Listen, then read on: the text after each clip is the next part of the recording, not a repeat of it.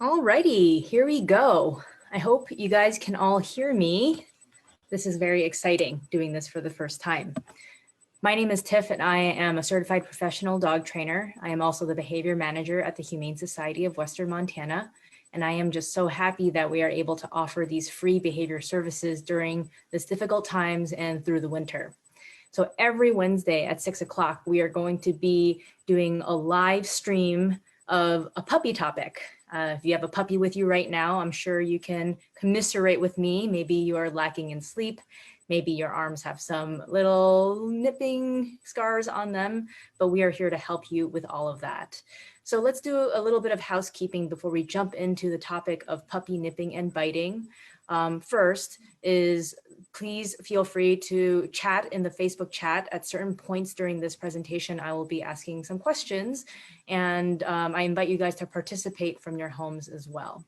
So, well, you'll meet my puppy better in a second, but little Paya there is being such a good girl. She is not asleep. She is just lying down nicely. And she will be my demo dog today and all the way into the future as she grows up. I am so excited to share her progress with you guys. So let's talk about puppy nipping and biting. It's one of all the behavior calls and emails we get about puppies, this topic seems to be the biggest one, which is why we wanted to start with this one. So first, I would just like to play around with the Facebook chat option just to make sure you guys are all here with me. If you have a puppy or if you have had a puppy, please share in the chat what are some of the times when your puppy is just the mouthiest, the most out of control, the times when you get the most scars on your hand. And I'm just watching the chat here to see, make sure it's coming in. Ah, I see some familiar names in the chat. I'll just wait a few seconds or so. If you're hearing me and you have a puppy, if you want to share in the Facebook chat, early evening, late night gremlin.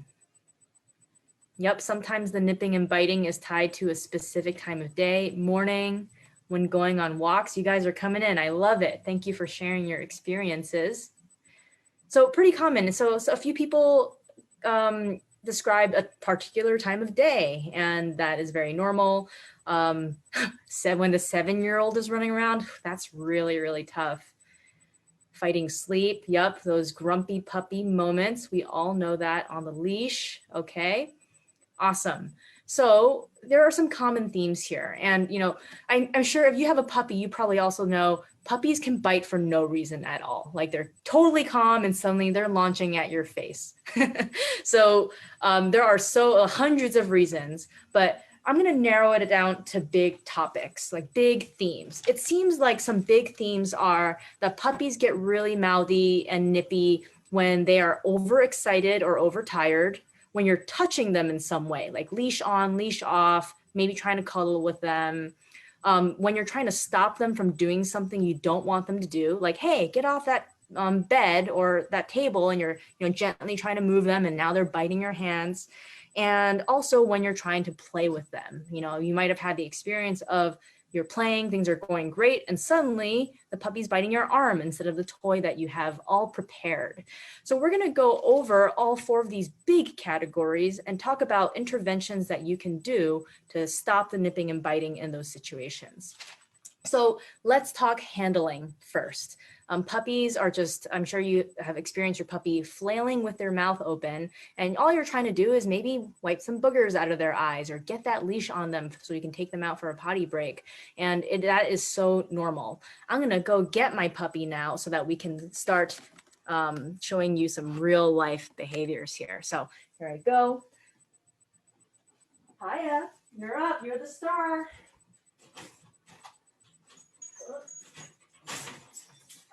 Yeah, that's a cute little yawn. Pretty.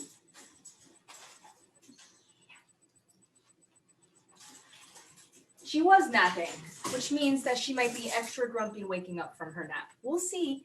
So here I am on the floor with her. Oh, my older dog's on the couch there.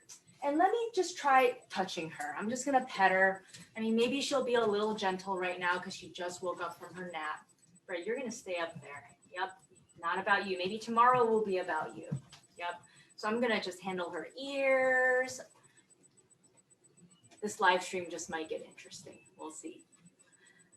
Touching her. She's actually being quite calm, but I can assure you, and I have videos to prove it, sometimes when I'm simply trying to, you know, manage her, she is going for my hands. All right, Bray, going up. Bray, go up. Good boy. All righty. There's that toy. So she's being really good, but I'm sure you guys can all empathize with me. Sometimes you're trying to do this and your puppy has other ideas. She's getting a little friskier here. So let's talk about some exercises you can do to reduce mouthing when you're handling your puppy. And the first thing is some puppies love to cuddle and some puppies love to cuddle for like 2 seconds and then oh, there she goes. There's my hand in her mouth. Yep, here we go. So I had a nice little, like maybe 30 seconds of cuddling with her and now she's waking up, she's getting more frisky. And here's the thing. Handling is so important for puppies. We need to teach them to be calm when we put the leash or harness on and off. There we go. When a vet is looking at their ears and such, but they don't come pre-programmed being calm about these things. So we need to be positive and make positive associations with handling and calm behaviors. So the first thing I have ready is my treats. And in fact, I'm just using her food for this. So let's talk about gearing your puppy up. It's very tempting for me to just do stuff to my puppy because I am bigger and stronger. Like I can hold her, take that leash on, take it, put it back off, take her harness. I'm gonna just take her little harness off, readjust her collar because she's growing so quickly. But all of these things, she can be mouthing me like she's thinking of doing it right now while I'm doing it. And that can create struggle as she gets bigger and stronger. So what I'm gonna do is I'm gonna have my treats ready, in this case her food. And every action I do is going to be paired by a treat. So as an example, I'm gonna get this harness back on her. Harness goes towards her, treat comes out. The treat is right in front of her nose and she's eating it as I slip it over her head. I'm adjusting her collar. Here's one more treat. I need to get those buckles. So I'm gonna use a treat. I'm gonna scatter 3 or 4 on the ground.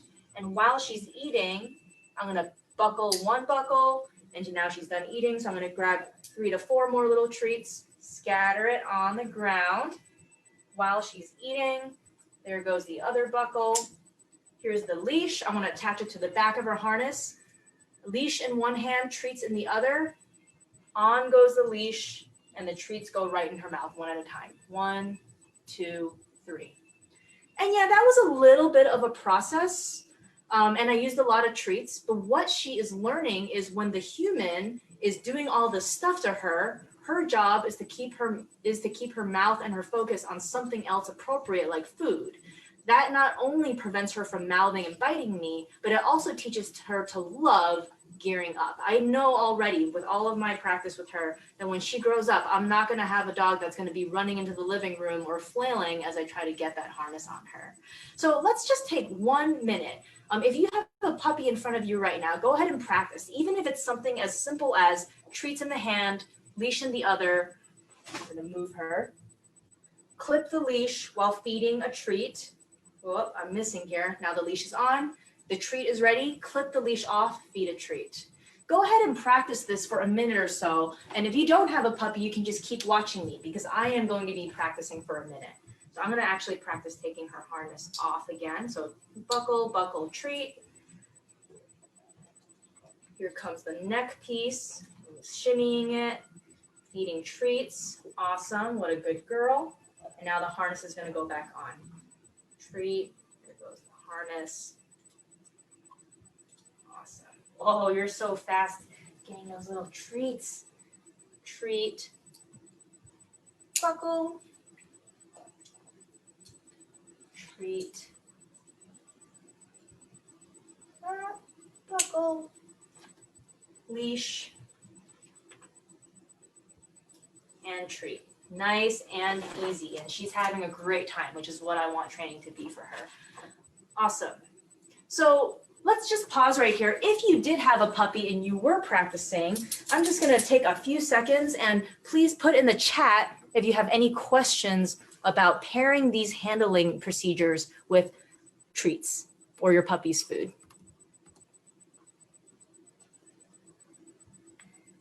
Just going to wait a few seconds. And just as a reminder, or just to tell everyone, If I don't answer a question or if I miss something in the chat, at the very end of this, I'm going to post a bunch of resources, and you are free to ask me or my behavior team questions any day of the week. So this is not your only chance to talk puppies with us. All right, I don't see any questions coming in, so we're going to move forward from here. The other thing is when we want to stop our puppies from doing something we don't want them to do. And maybe, I don't know if it's going to happen right now, but you know, Bray is on the couch. He's being such a good boy. Paya is thinking about maybe attacking him. I don't know. Oh, now she's onto the carpet. She might be thinking about pulling up the carpet. Who knows what's going on in her little brain. But, you know, I manage so heavily. I can talk about management in a totally separate section, but she doesn't really get into much that I don't want her to get into because of the setup of my space. For example, I have a pen set up so she actually can't get into the kitchen right now. She's just pretty much in this section. Oh, here we go. No. I'm trying to get her on screen. There she is. She is not getting into trouble. Well, maybe I'll, you know, create a situation to make it look like she's about to get into trouble. And I want to talk about redirection. So when your puppy is doing something you don't like, you want to stop them. Like if your puppy is about to chew up your shoes, absolutely do not sit back and let her chew up your shoes unless you want that to happen. But also it's very tempting to just pick up the puppy and stop them. I mean, they are small, that's easy to do that, but it's not my favorite option for a few reasons. One is, so she's biting the bed. What I'm gonna do is I am going to go over with some treats and lead her away. I love that. What a good girl. They have such short attention spans. So I was just talking about why I don't want to just pick my puppy up. A few reasons. One is we just talked about all of those lovely handling exercises. And even though I know a lot of puppies do like to be picked up or held or touched, when they're trying to do something and you're trying to stop them, they don't want to be picked up and removed. So at that moment that you pick them up, they might be mouthy, you might be undoing all of that lovely handling practice that you're doing. Also, it can teach your puppy to be evasive in the long run. Like if you've ever seen people try to catch their dogs when they're chasing a squirrel or running around at the dog park and their dog just plays keep away, that's because the dog has learned that when the person catches them, the fun ends. So I don't ever want to teach my puppy that when I catch her, the fun ends. I'm teaching her to love being catched because it means good things happen to her. And this is going to be useful for other situations like teaching off-leash hiking skills. Now, so what I do want to do is redirect my puppy. The first thing is to have treats or your puppy's food on you, but also notice this entire time, even though Paya is in the safety of her own home, she is dragging a leash. I've only had this puppy in my life for not even 2.5 weeks. She's doing so well, but there's no way I trust her yet. Whenever she is out of her confinement area, like her pen or her crate, she is dragging a leash. And it's simply because if she gets into something I don't want her to, all I need to do is pick up the leash, use treats, and move her away. So as an example, let's say that she is bugging my dog. Who's this? Who is this? Is this Bray? Is this Bray? Bray might be the one I need to redirect. We'll see. But let's say she was bugging him and I didn't like that. I don't need to catch her and stop her. I'm just going to pick up the leash, use treats, and here we go. We're going to move away. She is not forming any negative associations with my hands, and I am effectively stopping the behavior I don't like. If you're watching from home and you have a puppy, one easy exercise you can do right now is have your puppy's leash clipped to her harness or her collar and simply practice very lightly holding the leash and using a treat to move your puppy away, just like this. And you can practice in different directions. So now the leash is going this way, and here she comes. Now it's coming this way, and here she comes. Excellent. So go ahead and let's take about a minute, if you have a puppy in front of you, to practice the skill. As usual, if you don't have a puppy, I will be practicing with my puppy for about a minute, just so you can continue watching. So what trouble are you going to get into, Paya? You're just going to scratch yourself, huh?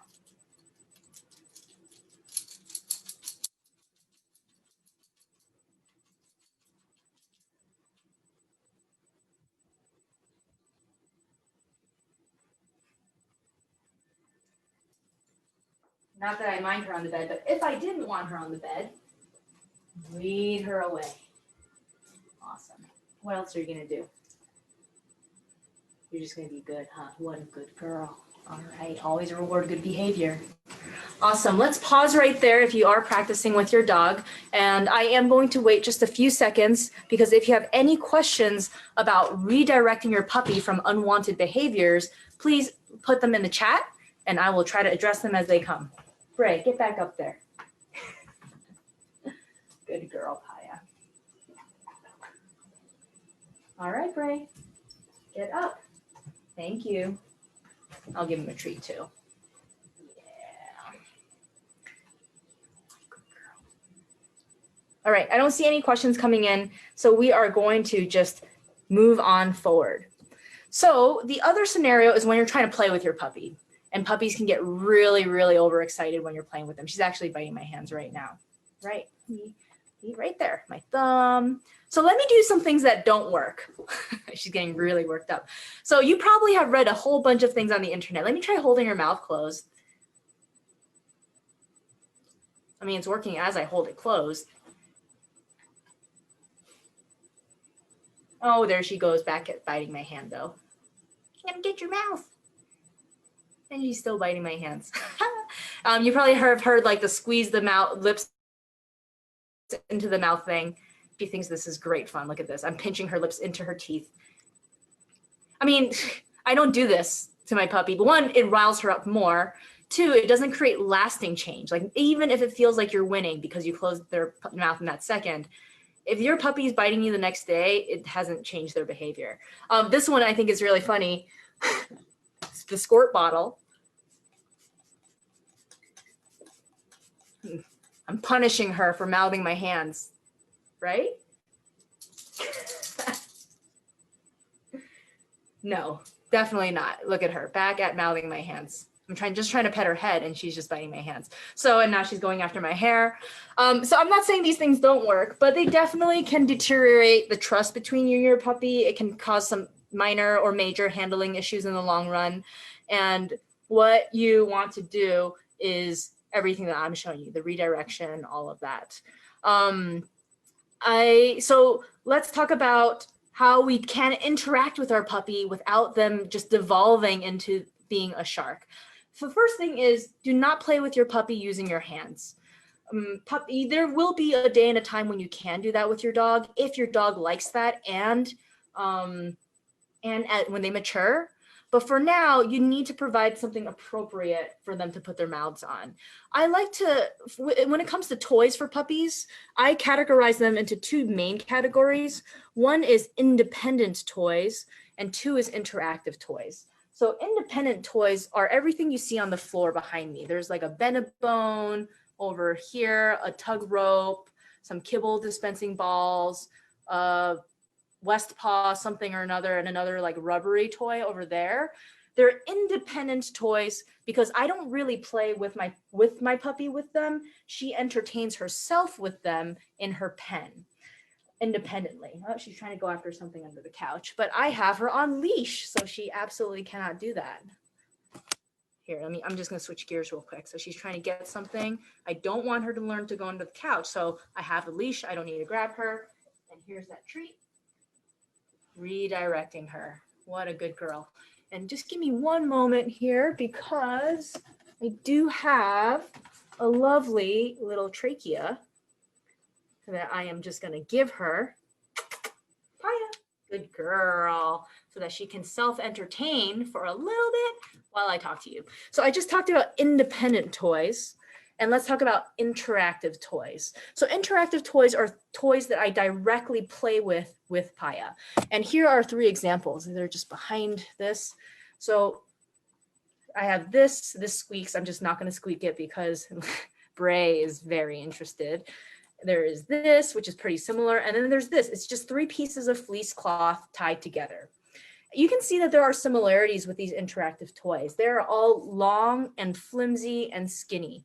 These are the best kinds of toys to get your puppy biting appropriately rather than you. One thing that some people try to do, 2 things that some people try to do that can cause challenges. One is, let's say she was biting me right now and I picked up that blue bone toy on the ground and I try to put that in her mouth instead. Because you probably have read in all the books and websites, when your puppy is mouthy, redirect her onto something appropriate. That's excellent advice, but there are two problems here. One is that blue toy is always available for my puppy. So why would she want to go for a boring toy that is always there rather than biting my fun sleeve, which is not always there? So the toy is not novel. And the other thing is that it is not satisfying to grip. The reason why puppies love biting at fingers and clothes and pants is because it's flimsy and they can get their little weak puppy teeth on it. So we want a toy that is novel and flimsy that they can sink their teeth into. And these long stringy things fit the bill very, very nicely. So to make it novel, I don't put these toys on the ground. They are not available at any time except for when I am playing with my puppy. But as you can see, it is important to have a bunch of other toys for puppies so that they can have something appropriate to mouth on when you're not directly interacting with them. That said, I'm going to trade her for that trachea so that I can show you some little play exercises to do with your puppy.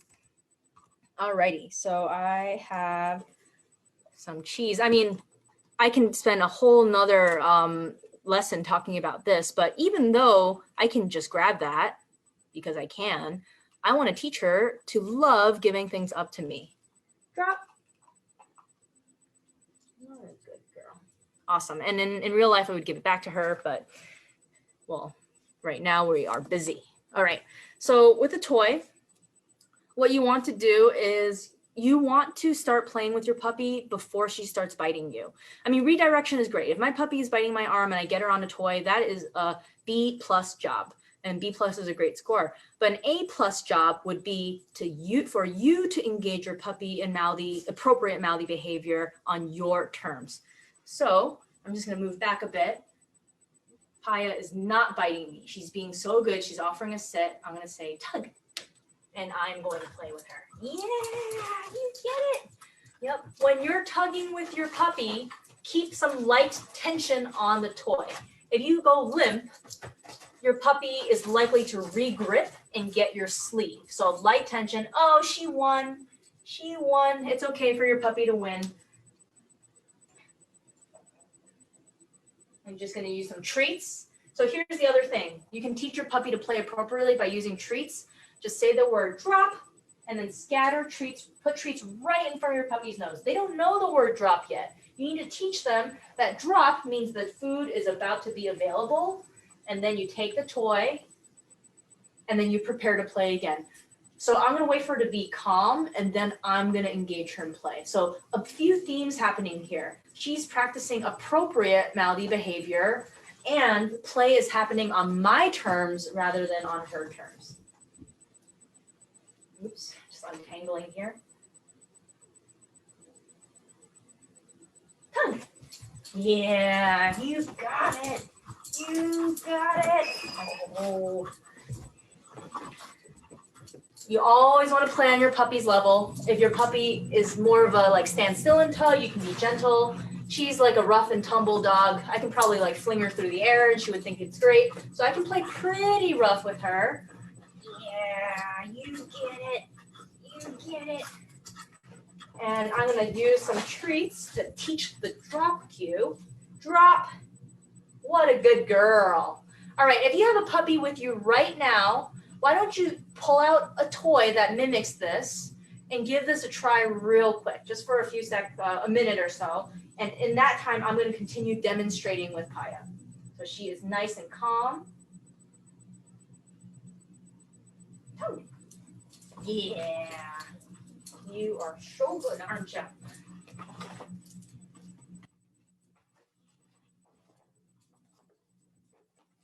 Ooh, I won.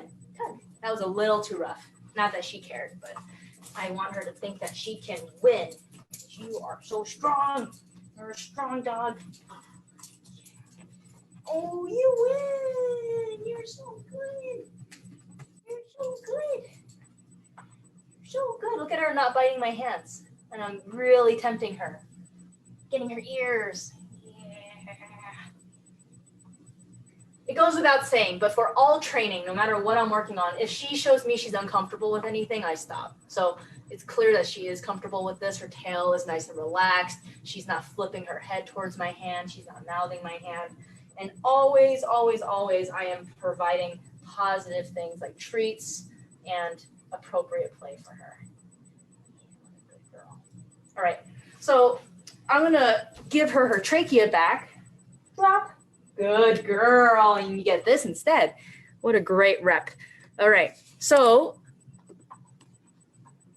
in the Facebook chat, if you have any questions, please put them in the chat box right now so that I can answer them for you. Bray, get back up there. Get back up there. Bray, up. Nice job, Bray. So, great question. One question that came in is, do these techniques still apply if you're dealing with an adult dog?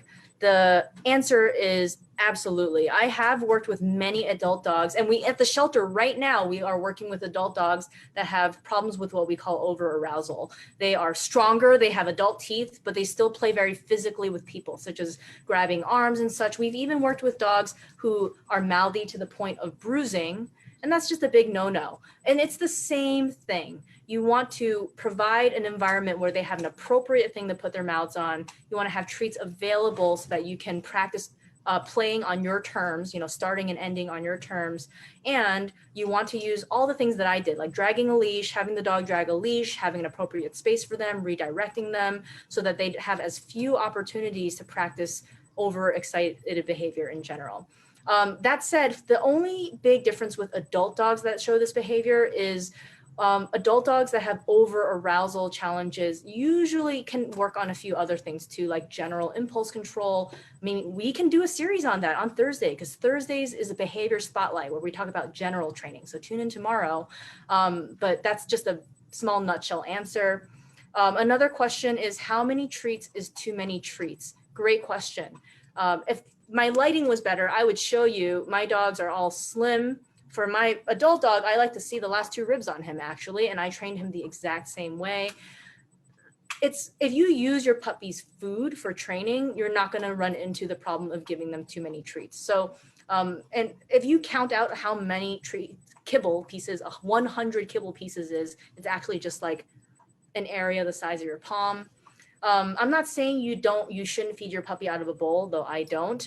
Just use their existing calories to train with them, because they're looking for reinforcement and we're either going to provide it or not. The other part of that answer is use high value treats like chicken or cheese or hot dogs or store-bought treats, whatever, for harder situations. So at home, all kibble from me. Outside, when we're doing our socialization walks, I bring out the liver, the cheese, and the good stuff. Another question that came in is a great question. Some sources say that you shouldn't be playing tug with the puppy, and that encourages rough play. Is that true? Short answer is, if you don't play correctly, it absolutely encourages rough play. So if I just waved things in front of my puppy and let her bite it and didn't work on drop and she played on her terms, yes, I can see that becoming an issue, because she might think the skirt that I'm wearing is a tug toy, or the towel that I'm trying to wipe her feet with is a tug toy. But because I start the game and end the game on my terms, I control the toys so they're not freely available. My Paya is actually doing a great job learning that she only tugs when I say tug and when we play, and I can walk through the house. She doesn't bite at my pants. She doesn't bite at the dish towel or anything like that. So it's all about how you play. And tug is a great outlet for puppies when done appropriately. Great questions. Really, really great questions. All right, the last thing, we have 1 minute left. So, and I think I only need about a minute to address the last piece of this, which is, of course, puppies get really nippy and bitey when they are overtired. And honestly, even though I'm a professional trainer, when Paya is overtired or just overly excited, I'm not going to train with her at that moment. Kind of like, imagine a toddler throwing a tantrum and you're trying to teach them math. It just does not work out. So this is where having a management space or a safe space for your puppy is so beneficial.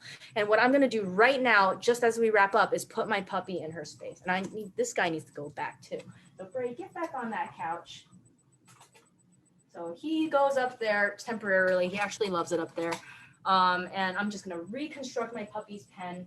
I can take off her leash. I'm gonna trade for that trachea one more time. I'm gonna take this trachea because I do want to give it to her. I'm just gonna move this pen. Here we go. And I'm gonna, oh, she's going into her kennel, and I'm gonna give her the trachea. I'm gonna use my little fire thing, hold it, and now she's contained. Now I can I can go take a break now. She cannot get out of that pen yet.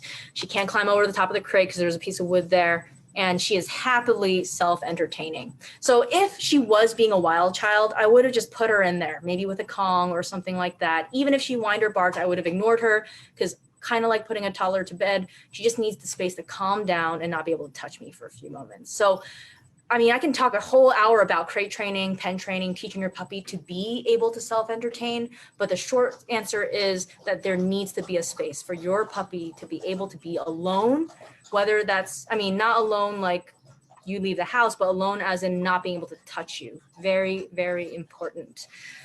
So as we wrap up here, I just want to give you guys a few reminders. I'm still going to be talking, but I'm going to pull up a quick screen with information real quick and go over some reminders and share some exciting news with you guys.